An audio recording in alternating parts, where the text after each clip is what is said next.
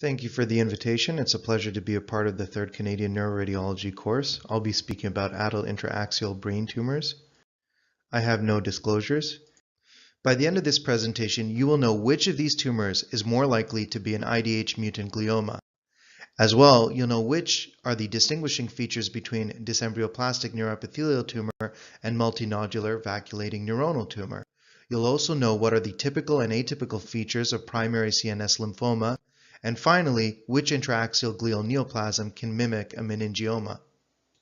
So let's begin. We're going to concentrate on gliomas and the molecular genetics of gliomas, and we're going to talk about low-grade epilepsy-associated tumors, including DNETs, gangliogliomas, and MVNTs. And we're going to highlight some of the differentiating features between gliomas and lymphomas and metastases. Our general approach should be a pattern-based approach that looks at all of the relevant imaging features of a lesion that correlate with a particular pathology. When you evaluate multiplicity, look to see whether there's normal brain parenchyma in between lesions or whether there's diffuse infiltrative non-enhancing tumor. And remember that at least half of brain metastases can present as a solitary metastasis. We also need to look at the margins of the lesion, whether it's well-defined or whether it's diffuse and infiltrative where it's impossible to trace out exactly where the tumor starts and stops. We should also look for volumetric expansion when there's enlargement of parenchymal structures, whether it's gyral expansion or enlargement of the thalamus or cerebral peduncles. That can help us distinguish tumor infiltration from vasogenic edema. We should also look at how the normal brain parenchyma is affected by the tumor, looking for the presence of edema next to the lesion or mass effect, and the integrity of adjacent brain structures next to tumor infiltration. We can also look at special features associated with the tumor, such as the presence of cystic components, diffusion restriction, and whether that diffusion restriction is associated with the cystic component or with the enhancing edge of the tumor or is seen homogeneously throughout the tumor. We can look at T1 hyperintensity, which can represent hemorrhage, or it can represent melanin content in melanoma metastases, and you can look at calcifications, as in this case of subependymoma. We can also look at the pattern of enhancement, whether it's smooth ring enhancement or whether it's fungating enhancement with heterogeneous brush-like margins. And that appearance can help us know that it's an IDH wild-type glioblastoma. It actually takes priority over location-based differentials, as in this lesion that happens to involve the septum pellucidum. When we evaluate a tumor, it's important to look at both the enhancing and non-enhancing components of the tumor. This was read out as lymphoma versus metastases, but this is a high-grade glioma, and you can see that there's all this non-enhancing infiltrative tumor. This hippocampus is massively expanded relative to the contralateral right side. This is all tumor infiltration. You can see the difference between that and the vasogenic edema above this lesion, which doesn't demonstrate the same volumetric expansion. So let's talk a little bit about classification of gliomas. Molecular genetics has revolutionized the field, and it's led to the emergence of radiogenomics, which is looking at the imaging markers which correlate with the tumor genetic subtype. And the tumor genetic subtype is really what determines the tumor biology and behavior, and ultimately the patient prognosis and survival above and beyond the classic histopathologic diagnosis. So if you're looking at something that's a grade 3 anaplastic astrocytoma, if it's IDH wild type, it actually is much more similar to a grade 4 GBM that's IDH wild type than it is to an IDH mutant anaplastic astrocytoma.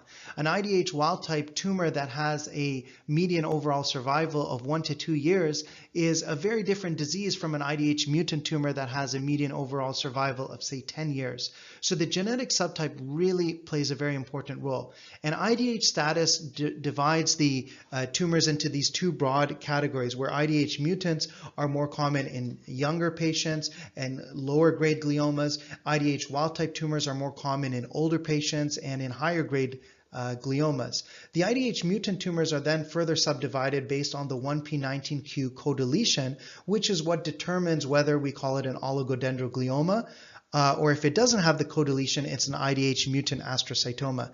MGMT methylation is something that's present in virtually all oligodendrogliomas and 96% of IDH mutant astrocytomas, but we see a bigger discrepancy when it comes to the IDH wild type gliomas, where MGMT methylation plays a crucial role in determining the treatment strategy, because it determines whether the tumor is sensitive to chemotherapy or not.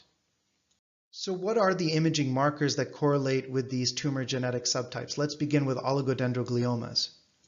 This is a 60-year-old patient with new onset of seizure, and you can see this heterogeneous lesion on CT involving the cortex, frontal lobe location with calcifications, areas of scattered hyperdensity and gyral enlargement. And the imaging appearance with that heterogeneity and calcification would favor oligodendroglioma over other types of glioma. And when you look at the MRI appearance, it has this heterogeneous, irregular, thick enhancement that looks much more aggressive. But this actually turned out to be a grade 3 anaplastic oligodendroglioma. So those imaging characteristics we identified on CT, they still hold true. Now, what if you have the 1p19q codeletion without the IDH mutation? Well, that's the genetic signature of this newly described rare entity called diffuse leptomeningeal glioneuronal tumor. It's had many previous names, including diffuse leptomeningeal oligodendrogliomatosis, which kind of highlights to you the histologic nature of the lesion. On imaging, these patients can present with hydrocephalus and have a diffuse leptomeningeal enhancement, scattered areas of intraparenchymal lesions. This is a patient that I saw with extensive parenchymal infiltration with non-enhancing T2 hyperintense signal in the brainstem. There were scattered areas of ring-enhancing intraparenchymal lesions, areas of leptomeningeal enhancement, diffuse mass effect in the posterior fossa, and obstructive hydrocephalus. We can also see in diffuse leptomeningeal glioneuronal tumor a spectrum of appearance with a cystic appearance in the posterior fossa and in the spinal cord with multiple lesions. Or you can see intraventricular nodules in addition to leptomeningeal enhancement. So there is a spectrum in terms of the imaging appearance. Let's move on to the non-codeleted IDH mutant astrocytomas. And this is that question that we encountered at the beginning of the presentation, which is more likely to be an IDH mutant? And the answer is the tumor on the left. It has that diffuse homogeneous T2 hyperintensity, that gooey look to it, whereas the tumor on the right is an IDH wild-type glioblastoma. So this appearance of diffuse homogeneous T2 hyperintensity with scarce enhancement is associated with IDH mutant astrocytomas. Of course, there are exceptions, and that's why there is a role for advanced MR techniques. When you think about what IDH is doing in a cell, you'll recall IDH is an enzyme that's part of the citric acid cycle, or Krebs cycle, that converts isocitrate into alpha-ketoglutarate. When it's mutated, the cell is deprived of NADPH, ATP. It's energy deprived. And instead, the IDH mutant enzyme leads to a 100-fold increase in the oncometabolite 2-hydroxyglutarate, which we can actually detect at magnetic resonance spectroscopy. And it turns out that deep learning MR networks can predict IDH status with greater accuracy just using the T2 images. One of the most useful imaging features we can recognize is T2 flare mismatch, where there's T2 hyperintensity that demonstrates suppression on flare imaging, where there's hypointensity on flare imaging with a peripheral rim of hyperintensity. And on pathology, that shows an abundance of microcysts in that area that shows flare suppression of signal. And if you actually have a tumor that has both a component that shows T2 flare mismatch and a component which doesn't, the microcyst abundance is seen specifically in that component that shows the T2 flare mismatch. Here's an example of an IDH mutant tumor that shows, again, that diffuse homogeneous T2 hyperintensity with scarce enhancement. Now here's an interesting case where Emerge called and said, we just intubated this patient and they have a big stroke on their CT. And when you look at the CT, sure enough, there's a large area of parenchymal hypoattenuation involving the left temporal lobe. And it's so homogeneous, it's easy to see how this can be confused for a left MCA territory infarct. But there's medial left ungular herniation and descending transtentorial herniation. There's contralateral ventricular entrapment with transepidermal CSF migration. There's diffuse sulcal effacement. And ultimately, there is significant volumetric expansion. That left temporal lobe is significantly enlarged. On the other hand, when you look at a case of actual left MCA territory infarct, you don't see that volumetric expansion of parenchyma because it's infarcted tissue. It's not tumor infiltration. This is a variant of IDH mutant tumors, and it's called gemistocytic astrocytoma.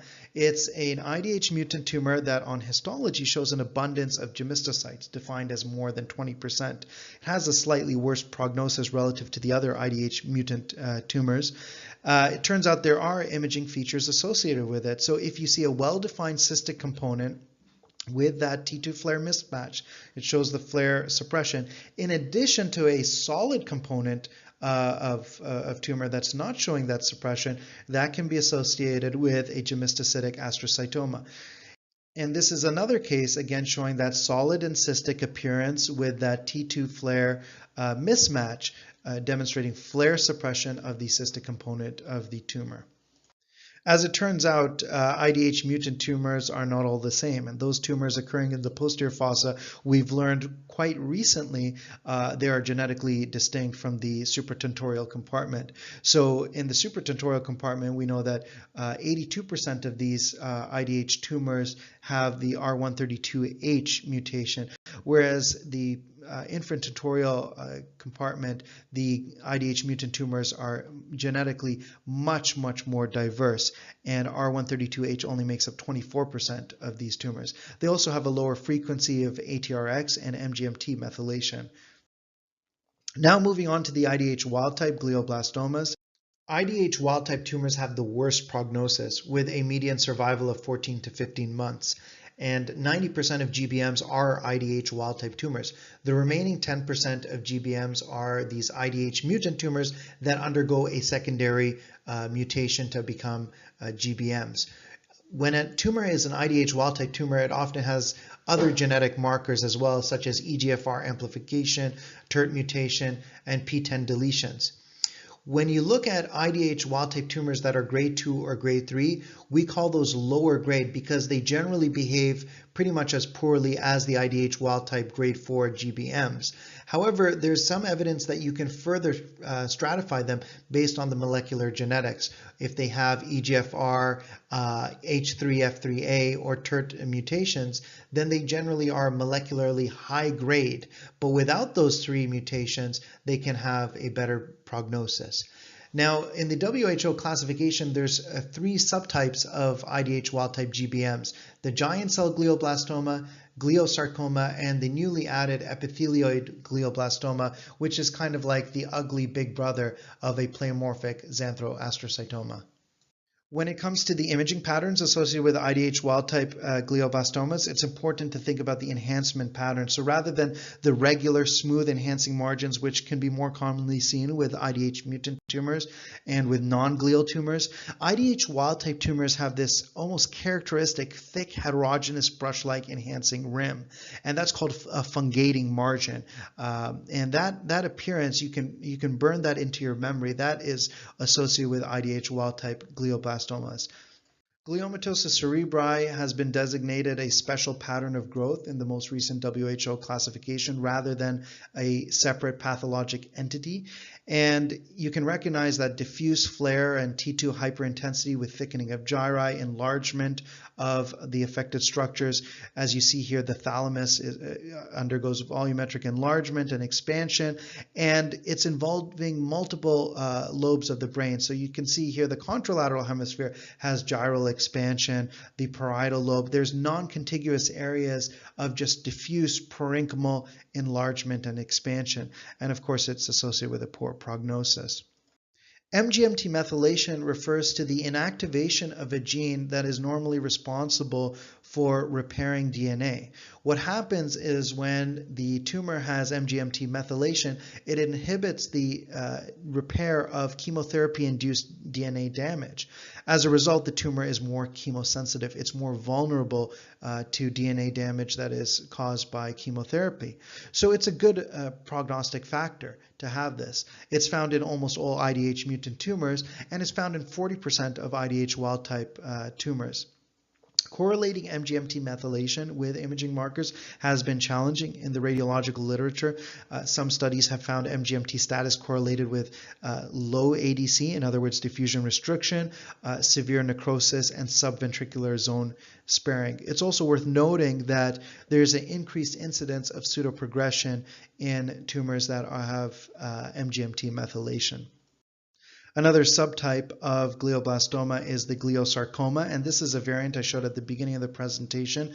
This is the tumor that has the propensity to mimic a meningioma. It can occur as a peripherally located lesion that almost appears extra-axial.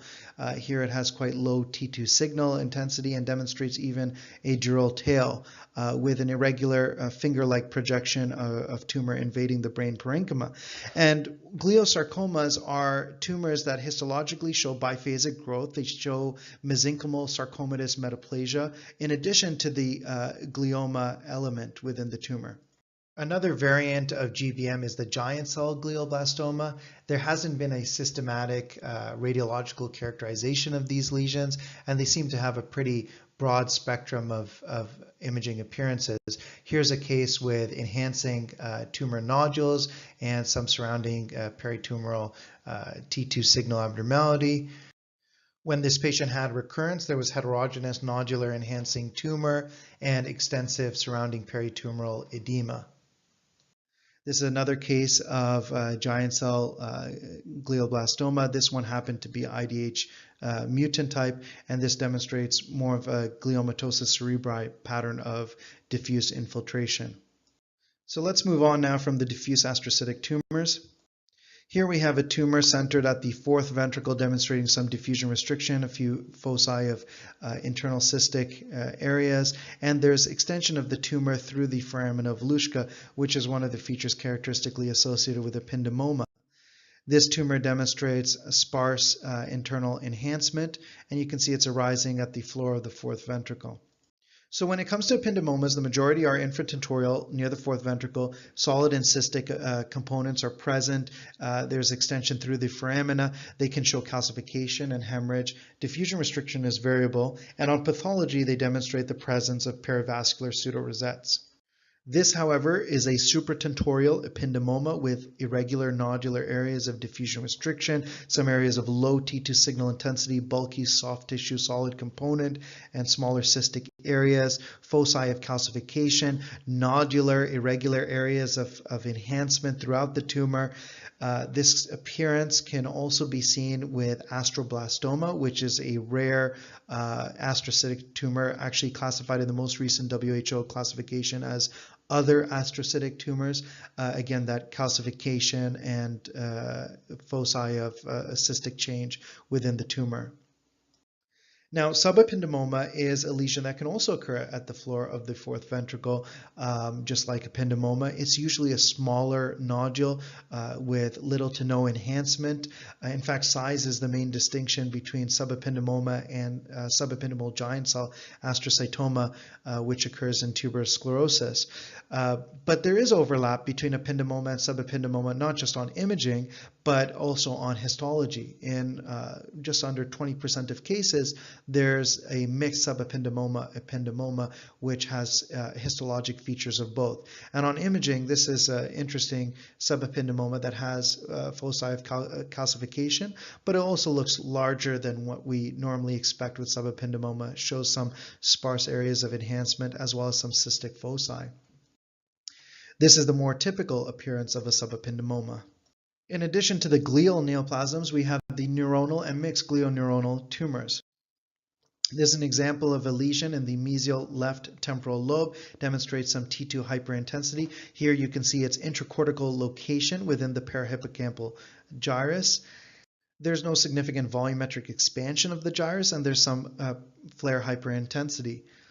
And this is a DNET, a dysembryoplastic neuroepithelial tumor. These are often described as cortically based and benign neoplasms in the temporal lobe with this bubbly appearance, most often non-enhancing. You can have some thin linear enhancement, and there's a reported association with Noonan syndrome.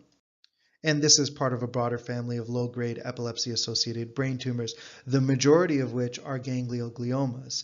And DNET is the second most common of these epileptogenic tumors. Now, there's a reason why epileptogenic tumors are more commonly low-grade tumors rather than high-grade tumors. In fact, there's at least 3 reasons.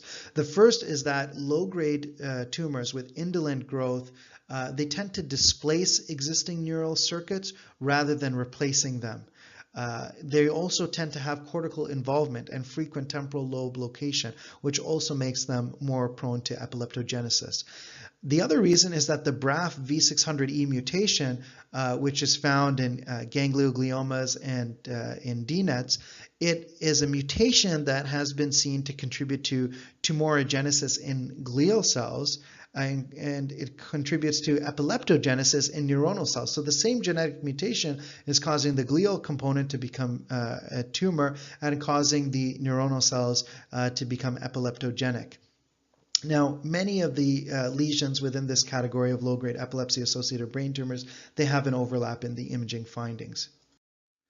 This is a patient with complex partial seizure, and there was a cystic nodule that turned out to be a ganglioglioma.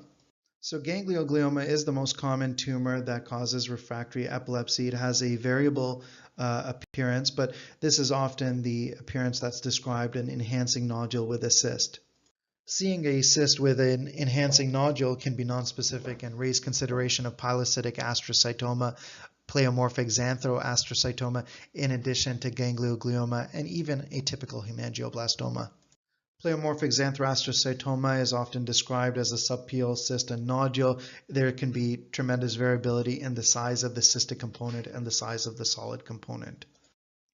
Here we have a T2 and flare hyperintense lesion within the left temporal lobe without flare suppression. There's no T2 flare mismatch sign. Is this a low-grade glioma? Well, when we examine the lesion more closely and we pay particular attention to the edges of the lesion, we notice that there are several areas of non-contiguous T2 hyperintensity, little satellite nodules located around the lesion. There's a cluster of lobulated cystic spaces and then more peripherally scattered cystic spaces.